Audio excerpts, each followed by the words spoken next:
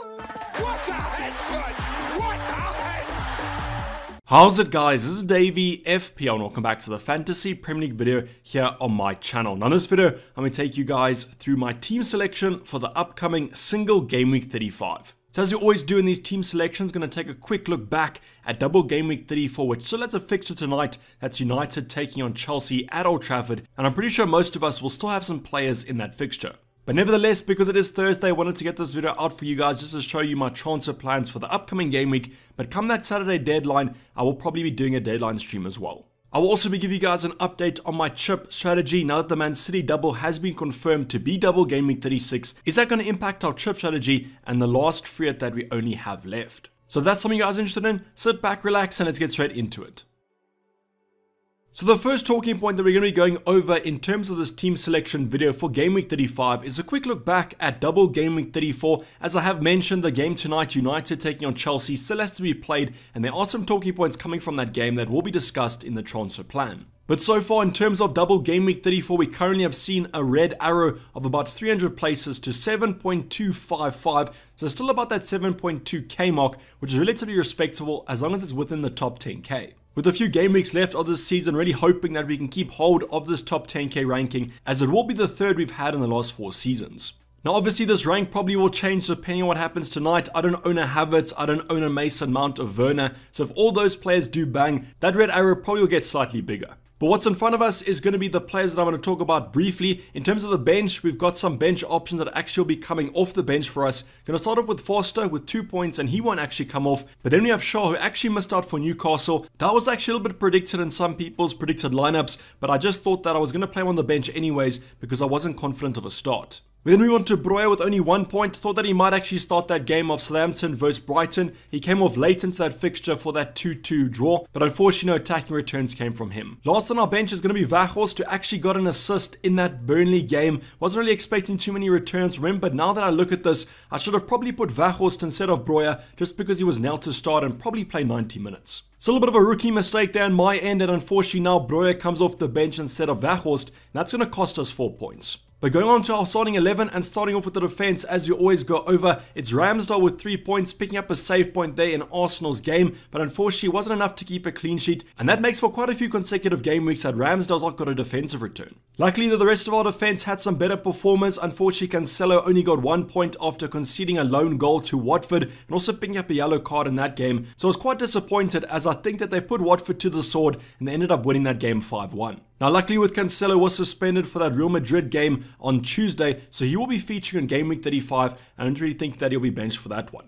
We then have Trent Alexander-Arnold, who picked up 5 points against Everton. Everton actually had a few chances, and that resulted in Trent picking up a yellow card for a late tackle on Anthony Gordon. We're then going to move on to the 2 options that I actually brought in for double game week 34. It was going to be Rhys James and Alonso. I brought them in for Saiss and Digne. Saiss losing the Wolves clean sheet quite late on into that fixture. So these 2 transfers actually look like they paid off, and depending on what happens tonight against United, these 2 could actually get some returns. Now with Rhys James didn't feature in that game against West Ham because he was actually rested. According to Tuchel, he felt something on his hamstring in training. Was a little bit unlucky there because he actually was pictured in training towards the latter stages of last week. So it must have been quite a late injury scare for him to miss that West Ham game. But I do expect James to play tonight, so if you guys did keep him or actually have him on your FPL team, I wouldn't be too worried. But if he does miss out, we always will get Weghorst off the bench. Alonso though picked up a clean sheet and an assist and some bonus points to boot, so massive return from him. So really happy that I did bring him into my squad. Moving on to our midfield department, we had some star performers, starting off with Mo Salah on the left-hand side, our captain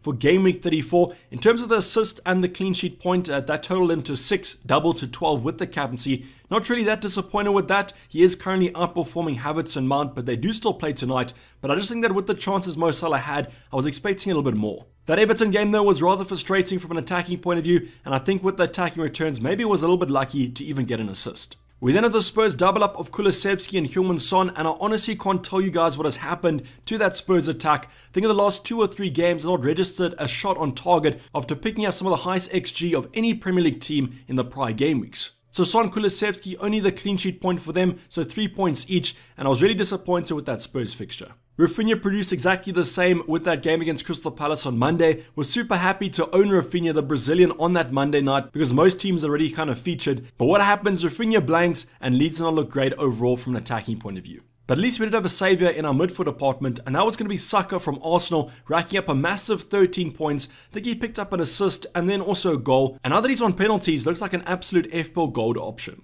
Now Arsenal seem to be picking up form as well as Saka at the right stage of the season as they are looking to cement that top 4 spot. The final player to talk about in our starting 11 was going to be Chris Wood, who racked up a massive 0 points after being benched. And what goes and happens, Joelinton, who plays in his spot, racks up 2 goals after Chris Wood has been quite disappointing over the prior game weeks. So whether Wood will continue to play, who kind of knows? It does look like Joelinton looks a little bit better than him, so maybe the Kiwi will be on the bench for the next game week. So overall guys, in terms of the games tonight, I'm really hoping that Havertz and Mount don't destroy my rank too much, and if James and Alonso do rack up a clean sheet and maybe 1 or 2 attacking returns, I'll be very happy. Let me know in the comments down below how you guys got on. Are you guys still in the top 10k? Did you drop out? Are you back in with a good captaincy? Let me know how you guys are keeping up this Premier League season.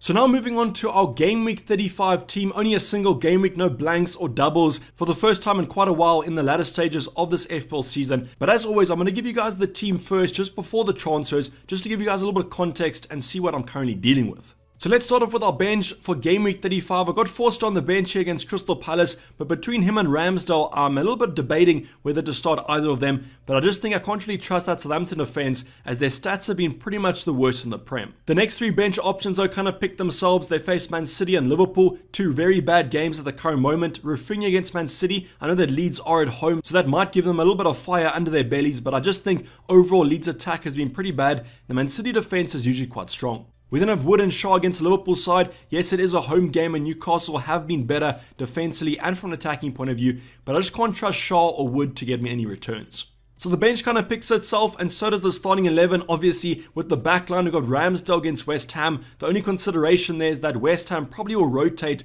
after competing in the Europa competitions against Roma, I think, tonight, and then also on Thursday next week. So some heavy rotation is probably going to come, and therefore Ramsdale could hopefully get me, finally, a clean sheet. The rest of the backline does look quite strong if all players do start. We've got Trent against Newcastle, we've got Cancelo against Leeds, we've got James and Alonso against Everton. Yes, all away games, and that might be a little bit tough, but I do expect these defenders to do quite well. The only concern, as I mentioned, is if they're all going to start. So Trent, Cancelo, not much worry about them, but I do think tonight, if Rhys James does play a full 90 against United, I do actually expect him to be benched against Everton. The reason for that is just simply because he's coming back from injury. It does seem like Tuchel's kind of managing his minutes quite a lot, and therefore I think James might be benched, whereas Alonso should hopefully feature. Going on to our midfield department, starting off with the left-hand side, Saka against West Ham United. As mentioned with Ramsdale, probably will be rotating quite heavily, and I do think that Arsenal should get the 3 points, and hopefully Saka gets me an attacking return.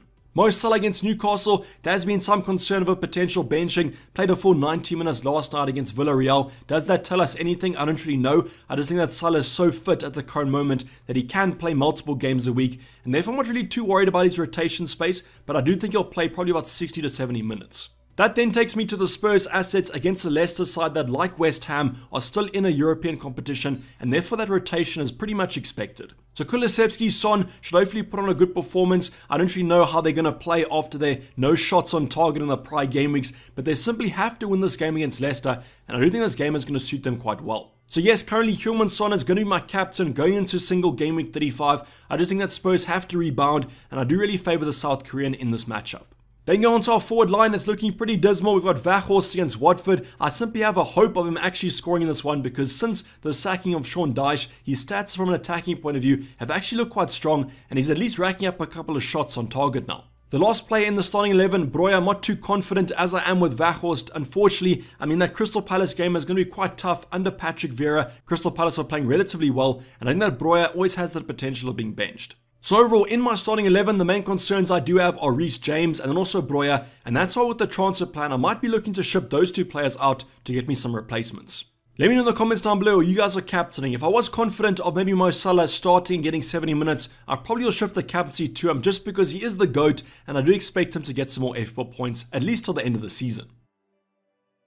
But now let's go over the planning portion for the upcoming game weeks, and the first talking point is going to be about chip strategy because this will be super integral to our transfer plan for at least the next couple game weeks. So if you guys did watch the video yesterday, you would now know the fixtures for Man City's double have been confirmed. It's going to be game week 36. I was actually hoping for game week 37 because currently the penciled in game week for the free hit was going to be 37, but I currently still think I'm going to be on the game week 37 free hit. The reason for that is currently I do have quite a few Game Week 36 doublers, and therefore I think Game Week 37 might be the high potential to bring in this Aston Villa and those Everton double Game Week players. But yes, if your current team is looking more set up for Game Week 37, I would definitely free it in Game Week 36. It's really a team dependent decision. I just think for my own squad, 37 looks better than 36 for the free it. But as mentioned in the prior talking point, Man City's double has been confirmed, and when Man City do double, you have to pay attention. In yesterday's video, I selected my top 3 options that I would go for. Unfortunately, in that video, I already own Cancelo, or I guess, fortunately, I do own Cancelo, and therefore I'm going to be switching it up for this specific video. So personally, I think Man City should be on your top radar for transfers in this week, as they do face Leeds in Game Week 35, and then have a nice double in Game Week 36. So which 3 options am I currently looking at? Well, I'm going to be going over them in kind of a hierarchy order here. The first player is going to be a no-brainer. It's going to be Kevin De Bruyne at 11.9 million. So unfortunately, Kevin De Bruyne had a price rise last night. In yesterday's video was 11.8, but today he's 11.9, but I'll still be able to afford him with some downgrades. Now the thing about Kevin De Bruyne that I think you guys have to make the decision on is, are you going to captain the Belgium in Game Week 36, or will you go for someone like a Mo Salah? I think personally right now I'm currently favouring the Egyptian, and therefore is it worth spending the money on KDB? Maybe upgrading some other departments because I'm not going to captain him. But regardless of captaincy, I do think that Kevin De Bruyne is the best value option in that midfield department. Will get loads of points from now to the end of the season. You just have to hope that he plays every game. But if you guys want to go for a little bit of a safer option, maybe not as high of a ceiling, you can go for Laporte from that Man City defense. I already own Cancelo, and therefore I can't really bring him in, so I've gone for Laporte. You guys can also go for Diaz if you want, but I think Laporte might be slightly more nailed as Diaz has just come back from that injury. Now Laporte does offer a set piece threat, and therefore if you guys do want to go for him, I can understand. But in my own team, I don't really know how I'll downgrade for Laporte unless it's going to be Rhys James. Then my final option to go for is going to be a slightly cheaper midfielder. It's going to be Phil Foden. The only concern I do have about him is that there might be some rotation, as I definitely think that Phil Foden isn't Pep Guardiola's best starting 11. But with the league so close at the current moment, they can't really afford to drop points, and therefore Phil Foden might be nailed for the next couple game weeks. But I do really want my Man City option till Game Week 38. So I think out of these 3, I want to get Kevin De Bruyne, but he is the hardest to bring in, whereas Laporte and Phil Foden, because of their cheaper price points, are a little bit more reachable. But now let's talk about our transfer plan heading into that Saturday deadline for Game Week 35. As a reminder, I will be doing a deadline stream 1 hour before the deadline, so hopefully I do see you guys there. But as I mentioned in the prior talking points, Chelsea do take on United at Old Trafford tonight, and the result of that is going to be heavily dependent on my transfer plan. The main reason for that is that if Rhys James does feature a full 90 tonight, and if he is going to start at right centre back, I might be quite tempted to ship him out before that Everton game in Game Week 35. So let's just say Rhys James does feature tonight as expected, and I want to take him out for the upcoming game weeks as I'm not really assured of him starting in double Game Week 36. The 2 options that I'm currently looking at are a downgrade or an upgrade. A downgrade will be to Laporte from Man City. Already mentioned him. Great fixtures coming up. Nice double Game Week 36. Should be nailed in that Man City back 4. So he will be a really nice downgrade if I want to upgrade maybe another department, shift the funds around. But if I do want to make an upgrade on Rhys James, I could also go for Andy Robertson. So I'm expecting Andy Robertson to play against Newcastle in Game Week 35. There is some concern for potential Tsimikas featuring there, but apparently he was ill last night against Villarreal,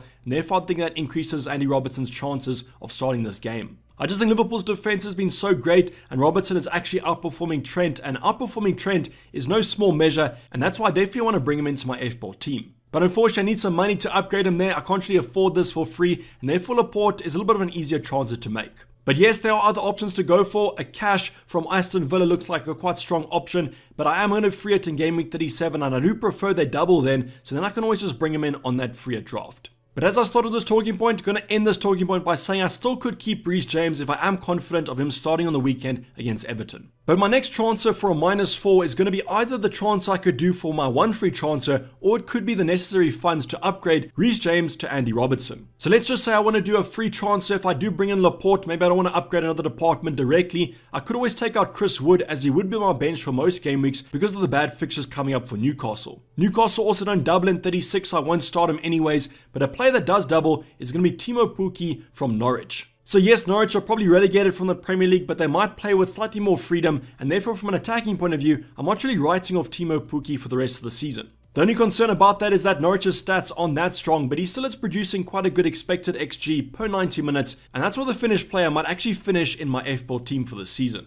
But if I want to go for more of a differential, a nice little punt, or simply I need funds to upgrade Rhys James to Andy Robertson, I could go with Nketiah from Arsenal, as he seems to have won that starting position under Arteta. The nice thing about Arsenal is that they have a lovely double game week 36 fixture at home to Leeds. Yes, they do have the North London derby next, but that game could go either way. And with Nketiah's form currently, I do think that he'll actually do quite well for the rest of the season. My only concern about him is that Lacazette is in the wings. I don't really think that Arteta will bench Lacazette for every game, and therefore if Nketiah drops in form, Lacazette is going to come straight back into that starting 11. But in a perfect world, Nketiah will score against West Ham and then feature in both games in 36, and then I'll be in absolute dreamland if I do bring him in. So just a reminder, I could do this transfer for free if I don't want to downgrade Rhys James or upgrade Rhys James, and therefore Chris Wood is probably going to be on the way out for either Pukki or Nketiah. Another option could be Mateta from Crystal Palace, but I do have some concerns about rotation there with Edouard and Benteke waiting on the bench. But let me know what transfer plans you guys are doing for this game week. Are you bringing in Kevin De Bruyne, a Cancelo, a Laporte,